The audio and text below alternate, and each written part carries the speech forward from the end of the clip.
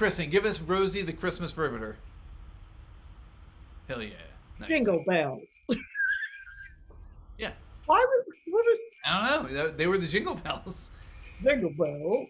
It's been a long, exhausting day. Your troubles just won't go away. One thing that gets you through these is watching cheesy holiday movies. You think that you're above them, but you know that you love them. So get ready to listen. Now here comes Kevin and Kristin. Oh yeah.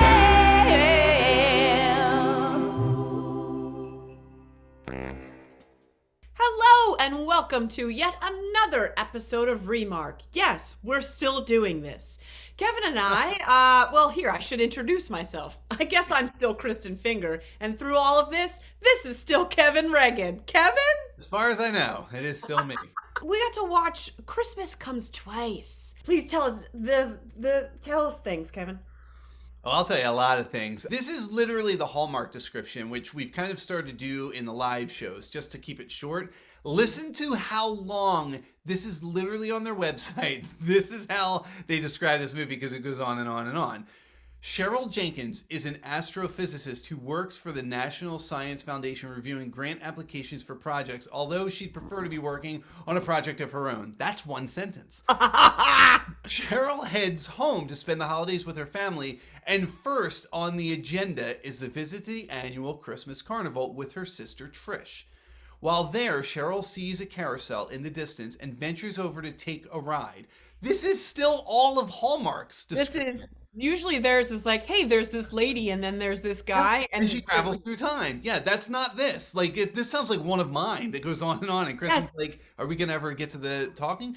But when the revolutions wind down and she returns to the carnival to find her sister, Cheryl discovers that somehow it's 5 years earlier. Guys, we're halfway through. I'm not kidding. Dissatisfied with where life is taking her, Cheryl sees this as a chance to change her path by making different choices. As Cheryl navigates her way through her visit back in time, she's able to connect with her beloved science teacher, Miss Nelson, who was an inspiration to her both in and out of the classroom and had passed away several years before. Hold on a second, guys. Hold on.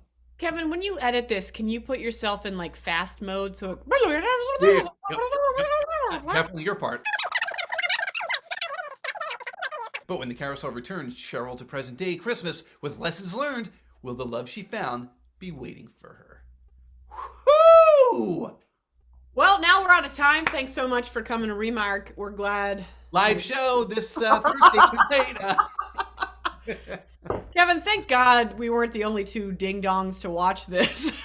Yeah, we forced people who were friends with ours when this began. Let's see what happens. We have Kelsey Hébert and Zach Dean. Thank you guys so much for A, being here, and B, watching this with us. Let's just hit the ground running here, folks. Zach, have you ever watched a Hallmark movie before? Absolutely not. Oh, wow, man.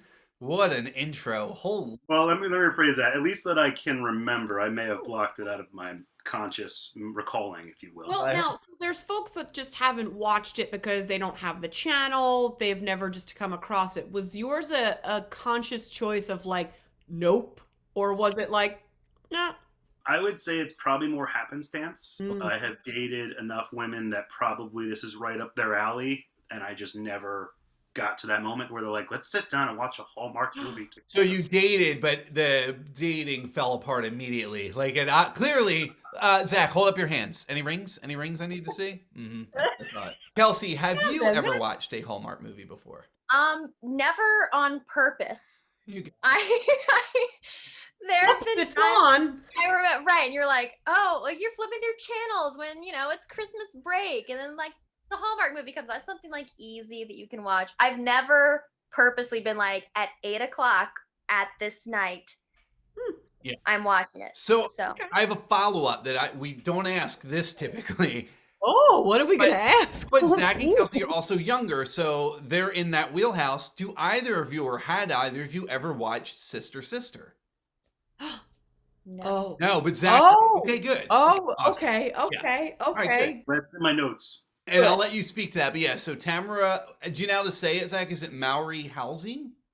Not even gonna try. That sounds right. It's Tia and Tamara Mowry, who I have seen in the Halloween hit movies, Twitches. Are you kidding me? That was my follow-up to Kevin's follow-up. I was like, have we seen Twitches? Okay. So Kelsey's aware of their celebrity. Yes. Okay, great. I was actually shocked that Tia did not show up at some point. What a lovely opportunity. If we're doing time travel, Kevin, what a lovely opportunity to run into that time period self. Then guys, let's just immediately get to that. That I thought was the end of the whole conversation.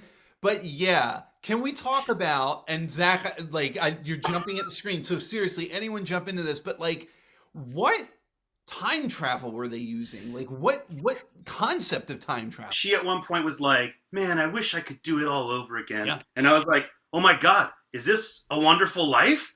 And then I saw the carousel and I was like, it is A Wonderful Life with Hot Tub Time Machine. Yay! Yes. Yeah. So you bring up Hot Tub Time Machine, and that's actually interesting because that kind of this tends to be more Hot Tub Time Machine type time travel because she didn't exist in this world. How does she run into herself or have to avoid herself? That would have been probably way too complicated for a Hallmark movie, but would have also been amazing. That's hard. It's hard to do time travel well. Yeah. So I liked that they were like, you know what? None of the rules for time travel exist. They just decided we don't need to do time travel well or anything else. So let's just do it. I also have to get something off my chest. Yeah. My DVR recorded this very oddly where there were moments where it would just repeat a moment. And then also it stopped recording in the middle of the commercial break before the last 5 minutes of the movie. Yeah. I have no idea what happens after she's spinning and says, I've fallen in love with you. I have no Kristin, idea. I got this. Imagine Terminator 2, but in a small town, and science has run amok. The science teacher is still alive through robotics, and the love interest is now the leader of the rebels. Well, wait. That's not fair to say because the science teacher is not alive. She's still dead. She dies. She still dies. She does die. Oh, yeah. Okay. Yeah. Kevin, teacher alert. There was that Doc Brown moment where Cheryl attempts to tell Miss Nelson, and Miss Nelson does essentially, we shouldn't know too much about, and it's like, you're really believing this young. I would have preferred her to have been mentally unstable, and she was not traveling through time. She had invented all of everyone. George was cool with it. Mrs. Nelson was cool with it. Yeah. Everybody was that's fine. She was so calm about the fact that it had happened. Yeah. And then to flash to the end, because if you miss the last 5 minutes, please, I need to know. She drops her scarf. Yeah. And when they're reconnected 5 years later, he gives her the scarf, and he's like, I remember, when you travel back. Yeah, he's waiting for her with the scarf. Yeah. 5 years. Standing here for 5 years. He was there for 5 years. Yeah. No, he didn't wait there for 5 years. It would have been amazing if he had 2 melted ice cream cones. What? But wait a minute. But wait a minute. If he knew it happened, what was he doing not contacting her those other 4 years? Again, does she not was his idea of time travel, he needs to come to that exact moment, or the other version of her, who we never saw, would be like, my scarf's right here. What are you talking about? I feel like there are scenes of him approaching her around Thanksgiving or Christmas when she comes home. He's like, so, hey, you kind of said you love me. And she's like, what are you talking about? Weirdo. Yeah, and he says, is your neck cold? And she's like, no. And he's like, I'll be back. This movie was a disaster. It really was. And it's, for 2 people who've never watched them, they vary in quality. And this one is, Chris, I got to tell you, I know we're not doing it now. This one is fighting hard It is definitely in my bottom 3. It's fighting to be at the very bottom. And Kristen and I, the last time we ranked, and we won't do it again until next week, said nothing will probably crack the bottom 3 because everything else looks pretty good. Holy crap, this We spoke too soon. Wait. It's funny that you say that because, and this ties into the very long Hallmark synopsis. Yeah. Because I was IMDbing to make sure I had all of the actors' Of names. course. Yeah. And the IMDb synopsis says this. Awesome. Yeah. Emily is the top micropaleontologist and geochemist who has achieved her dreams but has regrets about the guy who got away 5 years earlier. When the Christmas carnival comes to town, a ride around the carousel takes her magically back in time to the carnival 5 years before, It's a different giving movie. her a second chance at love before she must return to Christmas present, pick forums, and run the GC. So they started out apparently, who is Emily? Yeah, I don't know. And she's a They paleontologist were like, now.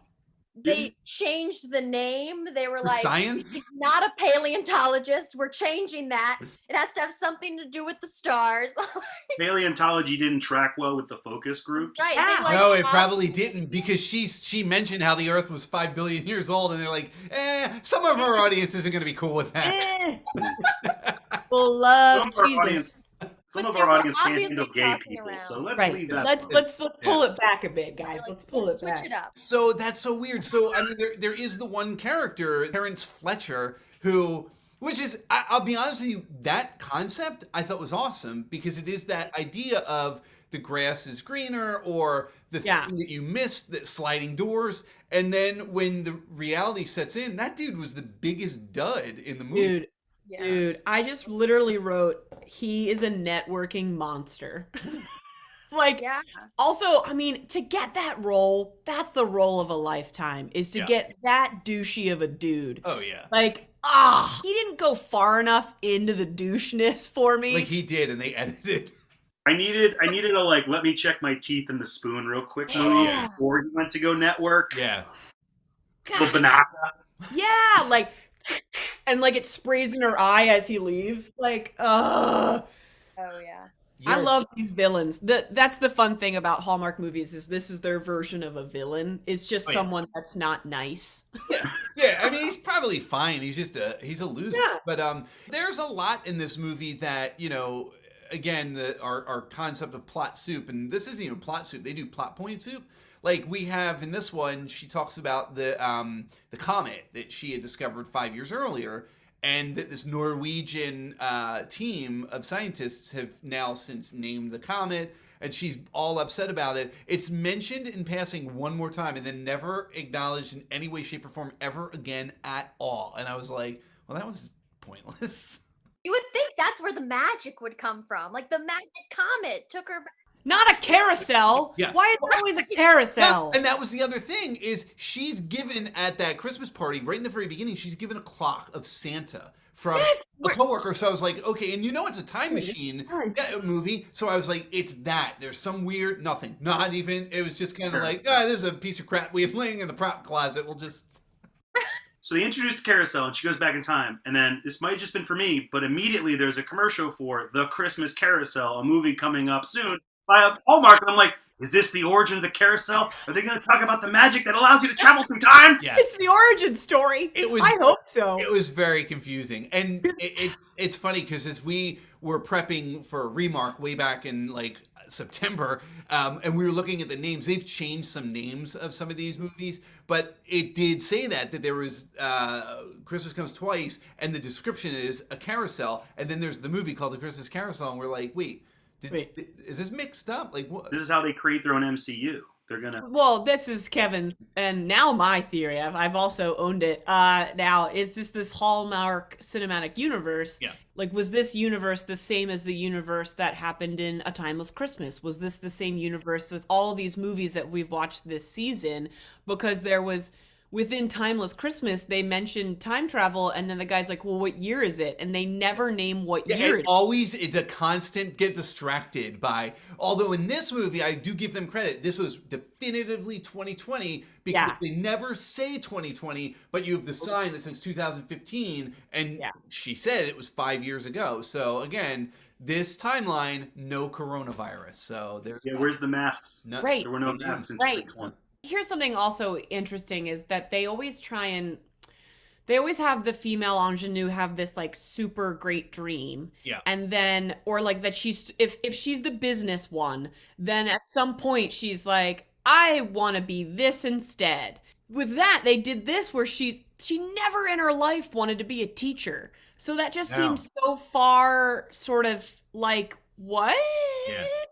Yeah, I was kind of waiting for the like, let's screw up time by trying to fix my life stuff. So like, I was expecting her to discover the comet early, save her teacher, not break the angel, which she did. She made sure the angel wasn't broken. Right. Get the guy, but then that turned out to be something Different she guy. didn't want. Right. I did like that they eventually like, you know what? You kind of get led to the thing that you're supposed to be doing. Yeah. To some degree, like your life is the culmination of all these events that if you change any of them, you don't get what you have now. Yeah. And you should be grateful for what you have now, which is cool. Yeah, Zach, I agree. And that was the deepest moment in this movie was her realizing in that meeting with Mr. Phillips. It is important to point out she probably ended up making more money than she originally did because she was playing hardball, which she didn't before. And he's like, we got more money in the budget. It was like, I mean, this isn't terrible.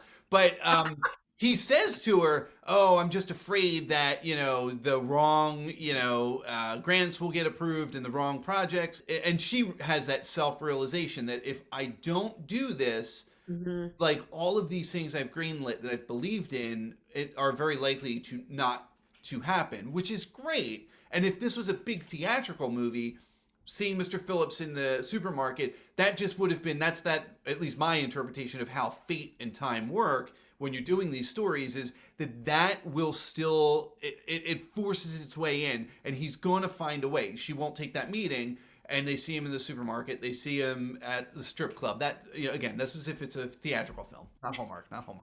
Kevin, I have really great news if this is a theory we're going with, because when 22-year-old Kristin said, I'm going to move from New York and not try and be on Saturday Night Live anymore and move to Philadelphia and just try and make comedy happen, Remark wouldn't have happened if I stayed and was on SNL. So I like to believe what would have happened is you and I still would have met each other in some capacity and I would be a writer on SNL. Right. So screw you, Finger. Yeah. And then Remark would be with like celebrities instead of us. Yeah. Listen, usually I take pages of notes. I know. This is it. Yeah. I didn't even, and it literally just says Director Phillips, Trish, sister, magical carousel, dead teacher alert. Like I don't even have strong notes. I have dead teacher alert too, and it comes back at the end. I have Miss Nelson dead. That's it. I did write down why.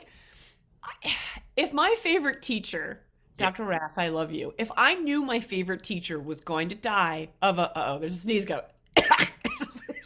Of that? Whatever the hell that was? Me? Damn. Miss Nelson, what happened? Good Lord. Yes. If I knew that my favorite teacher, Dr. Raff, who got me into theater, was going to die of a heart problem, I would not tell her she was going to die, but I might be like, hey, I made you this appointment at this specialist.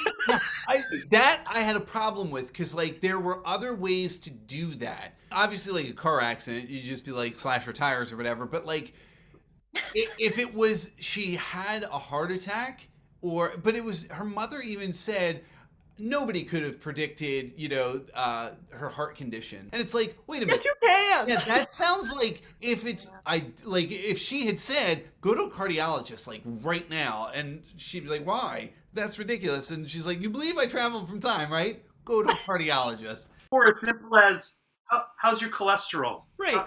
Let's compare. Yeah. Maybe I shouldn't stop by and give you these like cookies. Maybe I should be giving you a bed of lettuce. I thought like, that too. let's think through. I thought that too. What if that was the one that put her over the It was that cookie. It was those peppermint. Here's the thing. Okay. The person that I sort of what would you call it, related to the most in this film was Trish, Absolutely. her poor sister. Yeah. Like, so many people, I don't know, I mean, all of us are performers. I don't know if all of us in our lives have had people just be like, listen, here's a brochure for you to become a nurse. I have during a show. It was uncomfortable. And like it's crazy because her sister's sitting there and she's like, I've just traveled back in time. And I'm cool with that, but it is not possible for you to own a restaurant. No. Yeah. Right. She couldn't have given her like just better managing tips. Right. Or some stock tips. Yeah. Great point. Like you could have gotten rich. Do you guys have a time travel movie that, other than Back to the Future, because that's like the holy grail, but do you have a time travel movie that you particularly like? Yes. Zach, what do you have? Endgame.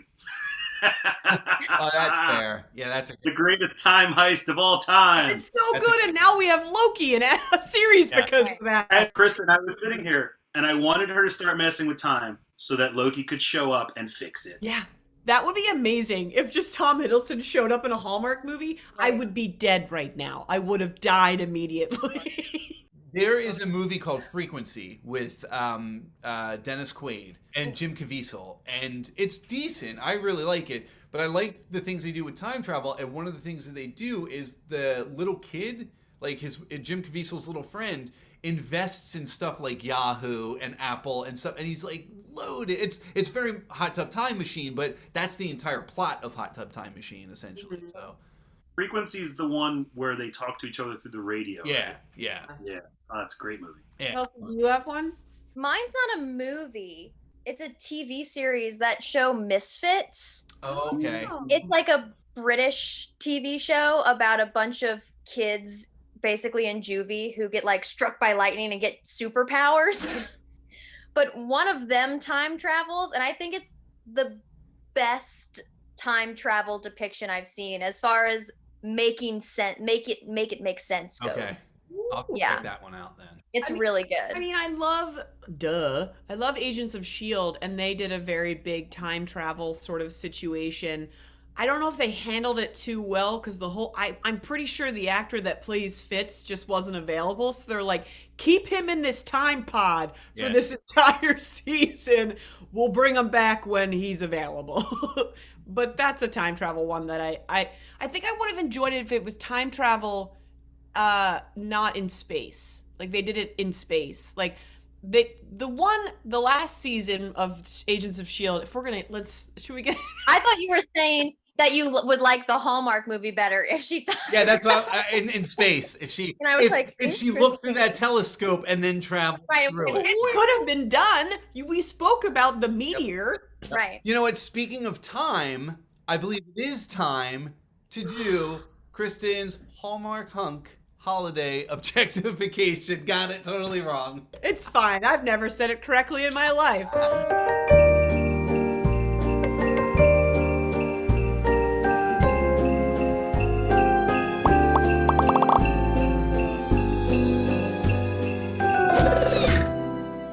That's right. It is time to objectify the male lead in the film we watched. The character George, played by Michael Xavier. And we like to objectify them based off of the outside of them because the ladies have always been objectified. So let's get at the men. So we rate them 1 out of 10 mistletoes. I'm going to hit Kevin first with this, buddy. What do you give Michael Xavier 1 out of 10?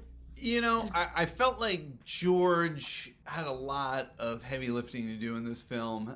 They didn't give him much to do, and his biggest thing is he had to believe that Cheryl wasn't crazy in saying that I came from the future. So I liked him, but I didn't love him, and I didn't like the movie, and I definitely didn't love the movie, and all that starts to pull down on him. And so, Michael, I apologize, but you're the one who's going to take the brunt of this. I think I'm somewhere around. I'm just going to give him right smack in the middle. I'm going to give him a 5. Yeah. It's a hard road to carry an entire film. Kelsey, I'm going to go to you. Kevin usually bases it off of character, but please feel free to talk about what he looks like. And so I thought he was very attractive as a man. And I also I'm super for that tension, like they're not really into each other. They fight about things. And he's not overly wow, you're right, and I think you're great. He's kind of this is what I think, and sometimes you're wrong. And I think that's an attractive quality. Overall, I wasn't swooning over him the whole time, but I think I would give him a 7. Yeah. A solid 7. Right. Very nice to look at, but I could move on from it. Lovely. Right. Zach, how about you? 1 out of 10 mistletoes. Well, as a man with a staunch record of heterosexuality, I'd like to say that he basically was, for me, a non-Dallas Cowboy Dak Prescott, which gives him a lot of points because he doesn't play for the Cowboys, so I don't hate him. He's a relatively attractive man. And you know what? Yeah, I like what Kelsey said as far as he wasn't just kind of yeah, that's cool, that's great. He was no, that's dumb. What are you doing? He had character. So I give him a 7. Okay. Give him a solid 7. I'll go with 7. Couple of 7s. Not bad. Not bad. I too felt as though he was really fun to look at. He could wear a coat. I liked the way the coats fit him. He always wore the collar in, and there was something about that I felt like if you wore it up, douche, down, just a regular guy, in, that's something special. I've never seen that before. So I don't know if that was his character choice or if wardrobe was but either way, loved it. Again, with the perfectly sort of groomed beard on this. Nice. Kristin, this guy actually did have a beard. This one did have a beard, right? Okay.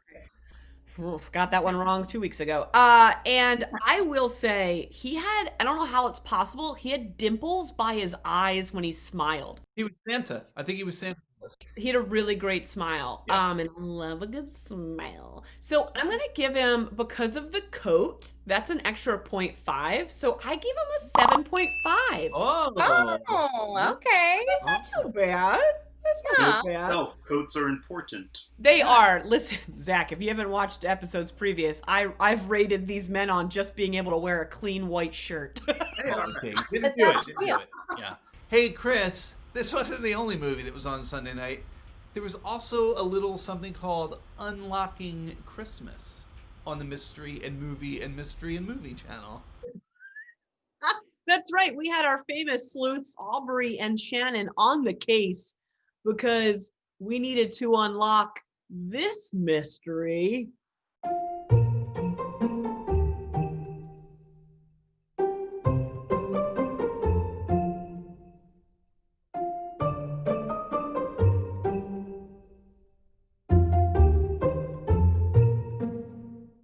Hello and welcome to Winter Wonder Whodunit. I'm Aubrie, and this is my co-sleuth, Shannon. Shannon, you're jingle jangling. I'm so jingly. Oh my God, you're so jingly. I'm sorry, I got distracted by my jingles. Where did you get all those bells? The North Pole. Oh my gosh. Tonight we'll be solving the mystery of unlocking Christmas. With a title like that, you can tell it might be an actual mystery. We open on Kate, who is doing a residency in Cedar Park. Where is Cedar Park? I feel like all of these are Connecticut or Maine. I'm going to say it's in Ohio. So on her first day at her fellowship, she goes to get 8 coffees. A small feat for someone. There she runs into a local, Kevin. Kevin! Long story short, he almost knocks all of these coffees out of her hand, and she refuses to accept his help. And then they meet again when they both receive a mystery box with a key in it. Can I ask one question before we move on about that box? Yes. If a random unmarked box came to your home, is the first thing you do bring it inside and not question it? Well, it did say their names on it. Did it? I think it said Kevin and Kate. Inside? Oh, inside. You're right. No, you don't do that. That's a trap. It's a trap. It's a trap. It's a trap! I mean, it worked out, but I'm just saying that felt very, Taken-esque, I mean, if you will, like Unabomber situation. Oh my god. Or poop. Either way, it was not good. You could probably tell if there was poop in a box, right? I Unless mean, you have I don't know. I've never put poop in a box. They bring the box inside, and so begins the scavenger hunt. The first clue is do something you love as a kid. So they each have to decide on what they love as a kid, but they both do the same thing. What do they do, Shan? They make ornaments. Okay, they make ornaments. That's what I was gonna say, because I paid attention. They go make ornaments with children. One kid has a Robbie. broken arm, which is very sad. Wah, wah. Anyway, they come over and they're like, hey, you want to help? And he's like, no, I don't like Christmas. It's dumb. And then he's like, oh, I like that plane. Because Kevin was in the Army. Navy pilot one. What's Air the pilot Force. one? Air Force. Carriage. Air He's the Force. one who jumped out a plane. Right. He was a paratrooper. So he was a paratrooper in the Air Force. And he was like, oh, well, you can just make your plane an ornament by tying a ribbon around it. And that kid was like, his mind exploded. So on to their next clue. They just keep finding envelopes in places, and one is open now and one is open later, right? So once they complete, I guess it's like a Scout's honor kind of thing. I would open them both at the same time. The second hint is Christmas Through the Ages. I believe it's Kevin who's like, oh, we always go to this museum and it has a display, and they built like a manger or a house and it's on display in the museum. Wait, was the clue in the carriage? Or was Sure. it in the manger? Either one. I'm Information- going to say it was in the carriage manger. The third clue is send a message of Christmas cheer far or near. They decide to do a town video message to the troops, because the troops are a pretty common trope in this. Hashtag two trope. So we're nearing the end of this scavenger hunt. Very exciting. Was the third one the one with the decoder? It's a triptych. Triptych, right? Is that what it's called? Triptych. Let's call it decoder fanning. Yes. Okay, so they find the decoder fanning. Yeah. And they, of course, try and use balsam. You would never know from the 37 commercials we have to watch about Balsam Hill. Basically the Candace Cameron Bure of doors. In between the final clue and Dakota Fanning, Kate finds out that there's an opening now in her dream residency in Chicago. Also, not how the medical industry works, but okay. And Kevin finds out that he is offered a job, his dream job, in California. And they now have to decide, after knowing each other for a week, whether or not to take their jobs. Ooh, What will they choose? Who knows? They both find out about the other's job offer, and Kate takes it because she thinks he has taken his job. Yes, because she walks in on him. Yes. About to refuse that job. Yeah. And then just walks out. This is how it should have gone. Oh, I'll wait here until you're done your phone call. Yeah. Hi. Oh, you didn't take that job. That's so great. Oh, I'm not going to take my job. End Yeah. of conversation. Instead, she goes, ugh, and then just leaves. So they go to a party? Are they at a party? Or a ball? Or something? She is like, oh, I made a mistake. Hold on. And then everyone's like, everyone come outside. And Yep. a horse in On carriage. horse-drawn carriage shows up that was in the museum because she got a favor from hypochondriac for telling him that his problems were all mental, which is a whole different issue. But so the horse and carriage comes up, everyone comes outside, and she's sitting in it. They profess their love for each other. She's gonna stay because some cheesy thing like home is where you are or something. I wouldn't leave They've you. known each other for a week. The final shot, the money shot of this thing, they're riding off. They share a kiss, and then it's a shot from the back, and they're bumping down the cobblestone. And they keep kissing for like a good minute, and I'm like, they have to be bumping foreheads. They can't be actually kissing. As we like to point out here at Winter Wonder Whodunit. Who done it? Whodunit. Beautiful. There's not 1 or 7 mysteries. There's Yeah. a million mysteries because this is Hallmark Movies and Mysteries channel. Yes. So, Aubrie, what was the mystery? I think the mystery was, were they trying to be Grey's Anatomy? Because the beginning really felt like they were trying to be Grey's Anatomy, but then they didn't have any cool, like, people with holes in them, and then two people, and you had to decide who died or who lived. Like, there was none of that heart-wrenching Grey's Anatomy stuff. My mystery is, how did they make the guy from Schitt's Creek, who is very hot? Kevin, bring up the picture. Kevin, bring up the picture. 10 billion mistletoes for Jake. Yeah, they made that guy. Yeah. That guy look like from town USA. How Hallmark? How did you do that? It truly is a mystery how they made that guy look like this guy. It was the same person, and my mind exploded. He was very charming because his personality is wonderful, but that's not what we do here on Remark. He is so very, very attractive, and I am just floored by what they did to him. Why wasn't she brought up for malpractice multiple times? But 1,000% with McAllister. Yeah, I'm telling you, that guy had some serious ailments, and I understand that doctors don't enjoy when you look up WebMD. Trust me, I know. But that shouldn't discount the fact that he was in pain. No. He could have chronic pain, and you're just like, nah, your wife is dead and you're sad. That's not true. I think the true mystery is, how in the world did Kevin and Kate not know that Kevin's parents were responsible for that scavenger hunt? Yes! It made me so mad, because as soon as they got the first boxes, I was like, the only person who knows both of their names are Kevin's parents. As we mentioned, Jake from not State Farm, Jake from Schitt's Creek was in this one, and we think there could have been other characters also brought in from Schitt's Creek to make this movie a little more enjoyable. Aubrie, who would you have recast from Schitt's Creek in this film? You know, I would have cast Stevie as the cashier at his dad's shop. I would have recast Kate with Jocelyn, because I feel like Jocelyn deserves all the good things.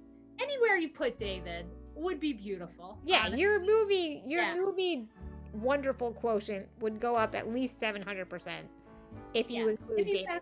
Unlocking Schitt's Christmas. Aubrie, we did it! Well, that was lovely. Until next time, we are Winter Wonder Whodunit. Out.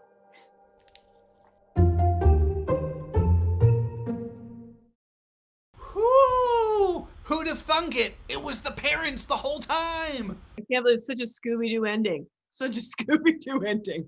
It's not your parents.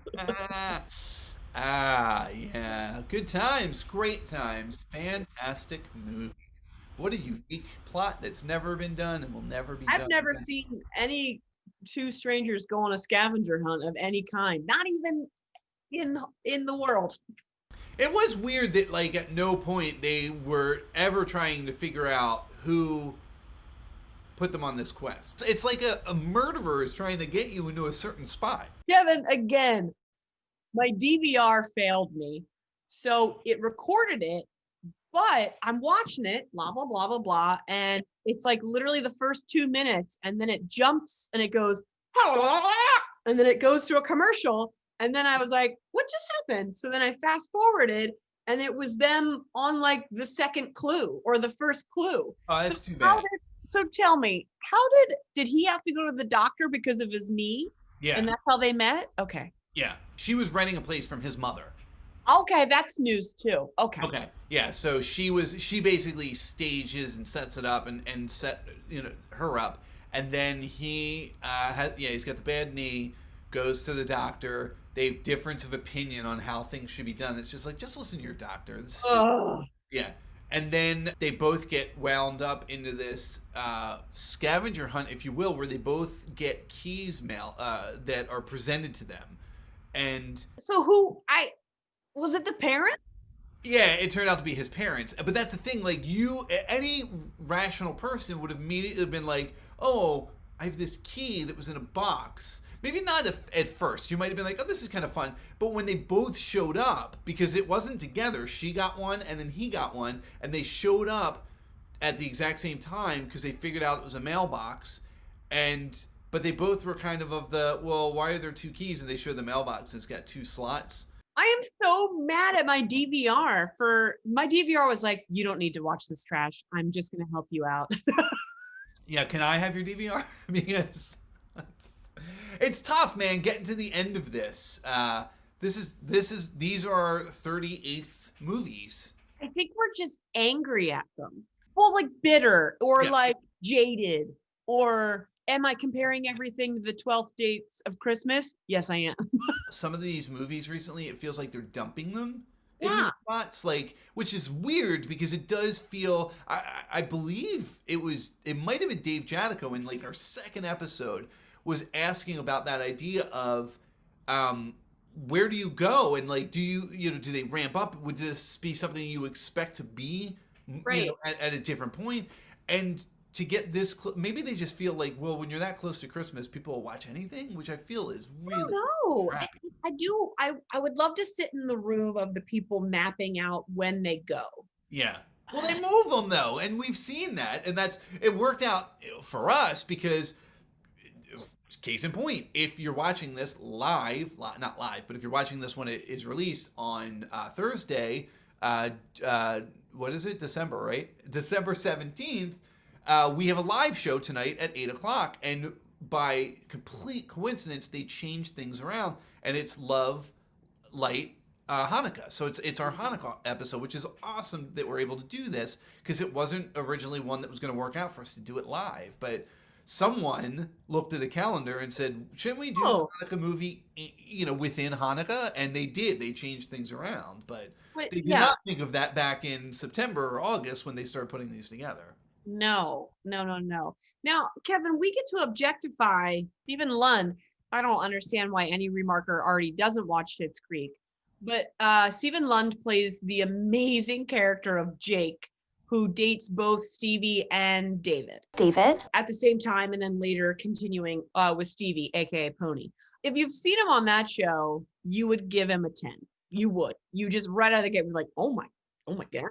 But in this film, I know they made him look like, I hate to use this word, but like mealy, like very like I get it, but give him a haircut. Yeah, that it feels more and more, and you said this a little while back. You see some of these, especially the gentlemen. The ladies still are well coiffed and whatnot, but a lot like going back to Ian Bailey, and Ian Bailey, it worked for him, but like there was like a greasy factor to his longer hair, and a lot of people were saying, well, they're like COVID hair, and it's like, yeah, but you're on a movie set and you've got a stylist, you've got people who have scissors. Like, even if it's a gaffer, they can cut your goddamn hair. Like, I don't understand.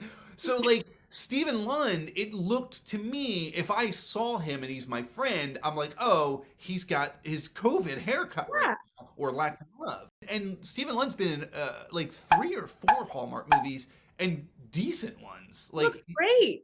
He's a really good guy. He has one of the nice set of eyes. I know that's not what everyone probably thought was going to be the nice set of eyes I've ever seen on a guy, because for some reason there's always kindness, but also like mischievousness in them. And I love it. It's funny because this go around, even with, and I know you're a sucker for the beard, it didn't work because of the hair as well. In the profile, I had even commented to Julie about this. He looked like Sawyer from Lost. Because he has a very sharp nose, and he had the scruff and the longer hair, but the second he would turn, it's like that very kind, it's probably his eyes, like you're saying, it's kind Stephen Lund, who might be down on his luck. I don't know what's happening, but like it doesn't work.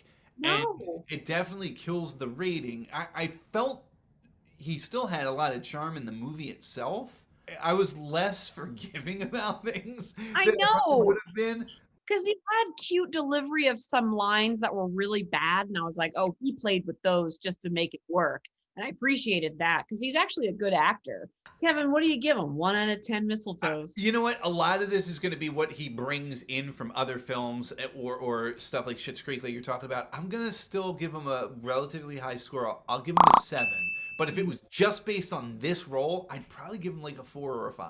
I know, because his looks were confusing. I was so like torn because his hair was doing like at least Ian Bailey's was curly and could like lay in like a cool way. And it worked with a hat. When he wore the hat, it worked well. Yeah, and like Tyler Hines has longer hair that they slick back and stuff like that. But like his didn't. I think Tyler. Why am I calling him Taylor?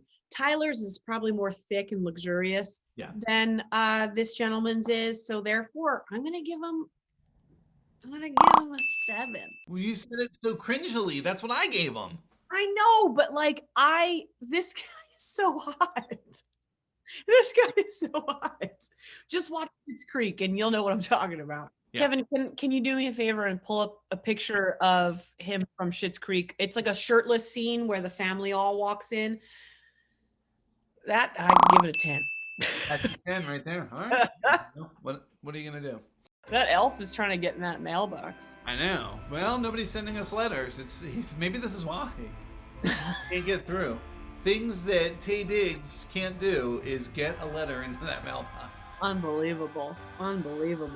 Hey, Chris, we have a gift that we aren't quite ready to show on TV, and that's mostly because it's hard for you and I to connect in a COVID world. So Chris and I have been begging and pleading and hoping and wishing that somebody would buy, make, steal, create, birth, whatever, these hats that we saw in Good Morning Christmas! As if Hot Breakfast hasn't done enough for us by creating this amazing theme song for us. And then after that was created, and I realized, how are we going to end the show? And I went back to Matt and said, hey, could you do an ending song? Oh, man, it's hard to know us. It's very difficult. We're difficult people to know. We really are. But Jill made for Chris and I the amazing hats. And it's funny because I look at them, they're off. And I'm not going to show them until I will definitely get Chris. The next time you see us, we will have those hats. But I am so grateful to Jill for doing that. And I'm also grateful for anybody who can get by the security of the elf right here and get us a letter. It's hard to do. I know, I believe in you. You could do it by writing to remarktheshow.com. And this guy, he'll let it happen. But right now, nothing's coming through.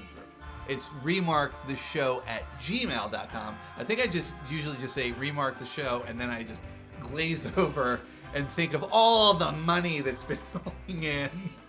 Also, Kevin, this is real. I learned that Dana Young of Comedy Sports apparently knows someone at Netflix because she said she wants to let someone know about the Trash Puppet show. And I said, excuse me? So Dana Young. It's possible she's referring to this little right here. So Dana, we get it. Trash Puppets is awesome, but what about us? Our friends hate us. Well, they keep watching. We make them watch awful movies. I mean, it's true. Maybe Dana's mad because we didn't ask her to be on. Dana, there's 40 of them. You're welcome to watch all of them and report back. It's funny. There was a moment too where they were buying a gift for Miss Nelson, and they bought her a snow globe. And I don't know if you noticed, but when they walk out of the store, not a bag, not a snow globe. She has a tiny little clutch or purse or whatever. There's no possible way they had that snow globe. And then when they see Miss Nelson, he hands her the snow globe, and I was like, I do not know where this man put this. Also, that was not the same store that they were, like, they didn't walk out of a store. That was someone's house. So that was just bad B-roll shot, and they were just like, be real. Yeah, be real. When you start messing with time, paradoxes happen all over the place. Maybe it's in and out of existence real quick. Yeah. That was a tear in the flux number time. Yep. Wait a minute. We haven't talked about one of the best time travels of all time. Bill and Ted's Excellent Adventure. Oh my gosh. Good one. That is a good one. Oh my God, I almost threw that up because I was like, I forgot to mention it earlier. Okay, we can move on now. But that movie. I think the only thing to move on to is, would you watch another Hallmark movie if it wasn't assigned to you? Totally. Huh. If I didn't have to work the next morning, I was going to stay up and watch the one that came on at 10 o'clock. You may have dodged a bullet. Oh, Oh yeah, no, that it was okay. It was okay. It was all right. Zach, how about you? You gonna stop by Mom's at some point and check out another one? Yeah, I mean, I'd probably want to read the synopsis, find something. I mean, if there's another time travel one, maybe they get it right. Yes, you there know? is. Please watch A Timeless Christmas. They get it more right than this, is what I would say. Watch our episode. They get it more right than this one. Zach, what can we plug for you, sir? January 27th, minor league match where I will be captaining the blue team Nice. for the first time. Oh, good, man. That's great. Those 76ers. Awesome. Love it. You can get those tickets at csetix.com. And Kelsey, how about yourself? What would you like to plug? Well, this Friday, the 18th, I believe. Yes, this Friday, the 18th, and Sunday, the 20th at 8 p.m., I will be in Trash Puppets through Comedy Sports, where we build puppets out of trash. Awesome. That's also at csetix.com. You can get all of your ticket needs. This was awesome, guys. Thank you for doing this. If we could travel back Thank you, guys. just a few nights, we would ask you to not do this. But Thank you, guys. we'll wait until it cuts us off and see what happens.